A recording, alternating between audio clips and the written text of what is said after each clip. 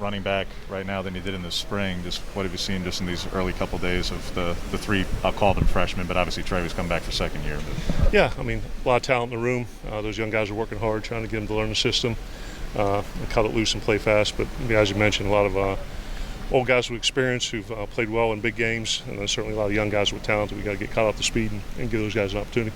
It's always the adage that the running backs could play early in terms of their career. That's not necessarily a developmental position like an offensive lineman is.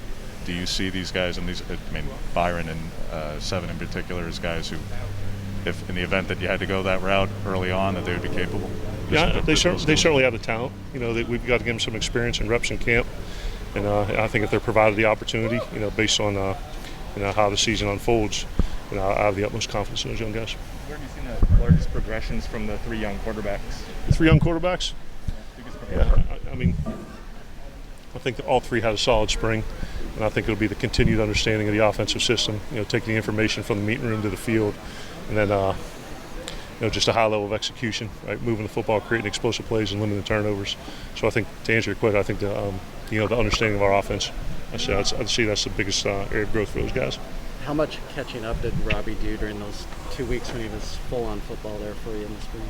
Yeah, we very rarely miss Robbie. During the time where he was doing both, he did a great job for the time that he missed coming in on his own and making those things up. So that was something where obviously it's difficult to be a two-sport athlete at a school like Oregon and do both successfully, but there was a good schedule set up, and he worked on his own very well.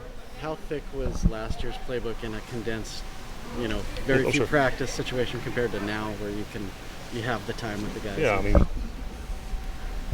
we it was certainly a truncated spring ball. We had four practice opportunities, and weren't sure we were going to play the season. The rest of the country was playing, and we were sitting here kind of doing walkthroughs and doing Zoom meetings and things like that. And all of a sudden, October 7th, we're going to play the season. So certainly, we weren't able to do everything from a systematic standpoint last year that this offense has done through the years. But now with a full spring ball, a full summer, full fall camp, I think we'll be able to take those positive steps forward with a more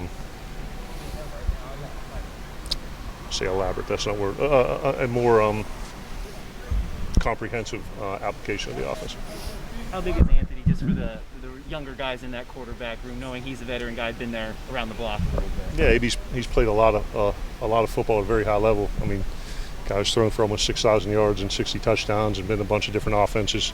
And he's a super smart kid. He's got a great presence about him, very mature. And I think, he always takes the opportunity to share some of that wisdom with the young guys, and they're also very receptive to his teaching as well. Whether it be in the meeting room or in these first couple days on the field for him, I know in the offseason he and Robbie met with Quincy. They went down there. He went down to Manning. What have you seen that he gained from the summer that he had? I think it's a refinement. I don't think it's necessarily anything new, but some quarterback coaches they don't want their guys to work with other guys. I think guys like Quincy and other guys throughout the country, anytime you have an opportunity to work extra on your craft like you did with Quincy and down at Manning, I think that can only make the quarterbacks better. So I think it was more of a refinement and improvement of his skill than any wholesale changes. You used Tyler and Anthony last year. Could you foresee a scenario where you use multiple quarterbacks on a regular basis this season? You mean like? Different packages? Yeah, I mean, in the past, I think the ultimate decision on that is a program decision. But speaking personally, and I think, you want to have a starter, right? And then you want to have a 2 and a 3 behind them that are capable and ready if their number's called upon. In years past at different schools, we've had two QB packages with guys in the game at the same time. But to me, you want a starter. You want to go with that guy, and then have 2, 3, and 4 ready if their number's called upon. Do you want a clear cut 2, 3, and 4 too, or can that fluctuate up and down during the season? I mean, Coach fosters an atmosphere of competition here, and I think that makes everybody better. So at a certain point, you're going to have to name a 1, a 2, a 3, and a 4, just for practice and rep purposes. But to the standpoint that that's always going to be static and be the same throughout the whole season, we're always competing, and guys have opportunities. You don't have to like the spot you're in, but you have to work to change it. With one less scrimmage in the fall, Joe, does that make the first scrimmage that much almost more important from an evaluation standpoint if you're going to try and draw demarcation lines and roles and reps? And Relative to overall or just the QBs? the QBs. Yeah, I mean, all those guys are getting a ton of reps every practice, and then certainly, the 2 Saturday opportunities, shine a brighter light on the evaluation process. So, just like spring, I think those scrimmages will play a big role.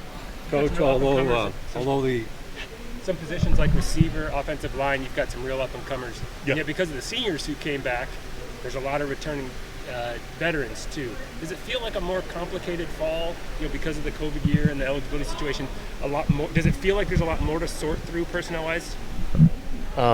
There's more to sort through, yes, and I think that's a good thing. When you look across the board, this is only my second year, but Coach Cristobal's obviously recruited at a very high level. So when you have not just depth, but quality depth across the board, it forces everyone to compete, and it allows us to make some difficult decisions. But I would much rather be in a situation where you have to choose between a bunch of good guys, where the opposite. Where you're you have a bunch of good guys at the ones, and then it's a fall off from there. So I think this is the choices we have to make with the significant amount of depth is a good problem.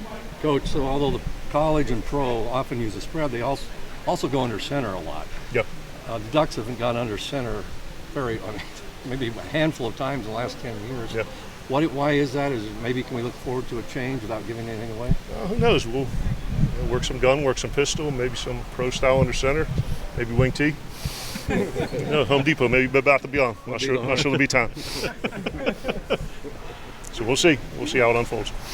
Mario was saying yesterday that Dante and Troy, from being in the spring, kind of look like veterans out there. I guess, where have you seen progress with those two? No, I think it's incredibly valuable when any incoming freshman can enroll mid-year because of the 15 opportunities they get in the spring. So it's almost like you're looking at those guys as not a second-year player, but like a 1.5-year player. But that exposure to this level of football in spring and then carrying it, through summer and into fall, it's like those guys, and just using the other, like Isaiah, they're on different levels right now just because move my elbows around, because they've been here longer and have had more reps. Not many. Do you encourage that though? Do you encourage guys enrolling early? Is that something? Not that you require them to, but is that something you want them to do? I think that's an individual decision for the kid and their family.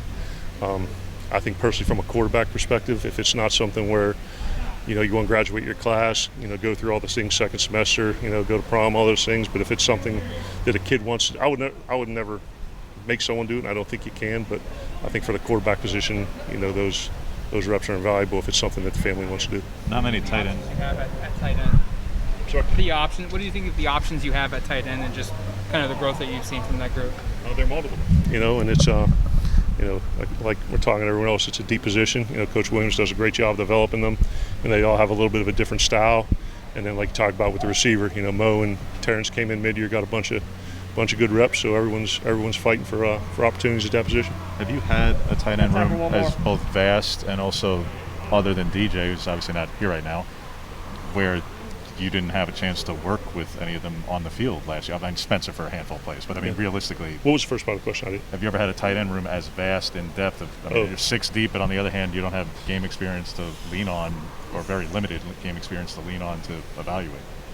No, I don't think so. I mean, thinking back, we've always had guys that have, where you're, outside. You said outside of DJ and Spence. Some of those other guys have not had a significant role, but you'd rather sacrifice the talent, for the experience, if that makes sense. What have you liked about Oregon so far in the time you're here? Like what specifically? What Eugene in specific? Eugene? Mm-hmm. The state overall. I mean, I think there's a bunch of cool scenic things to do. Crater Lake, a bunch of the fall hikes, taking the RV out to a bunch of different places. My oldest son went to Marist. He's graduated. My youngest one goes to O'Hara. A bunch of good food here, a bunch of good people. It's a good time.